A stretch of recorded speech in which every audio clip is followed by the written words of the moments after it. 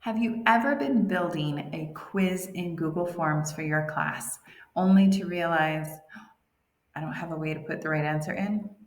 What you need to do is go to the Settings tab and then choose Make This a Quiz. Now that's going to unlock some options for you.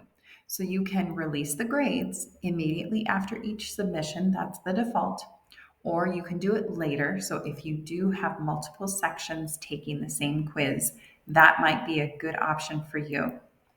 But if it's some kind of formative assessment, you want kids to know how they're doing, you can just let them know after each submission. You also have this locked modes, so respondents aren't allowed to open tabs or other applications while they're taking the quiz. You can turn that on by clicking or turn it off by clicking it again. You can also choose missed questions, so respondents can see which questions were answered incorrectly. You can turn that on or off. You can let them see correct answers, and you can let them see point values. So just by clicking either the title or the little cog over here, you can turn those features on and off. Now we also have the default question point value, so you can leave it at 5 or you can change it as needed. So there's some other settings there, but for now, let's go ahead and go back to our questions. So what color is the sky? Look, now I have answer key. So blue will get you those 5 points, and I can click done.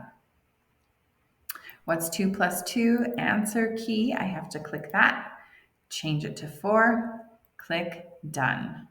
Now remember, there are some other features. So if my question is what is the capital of New Mexico, we have these 3 dots. So I can make sure that I shuffle the order. I'm going to move my video quickly so you can see that again. Shuffle option order, that's ticked, so I know it's on. Then I click answer key and Santa Fe, done.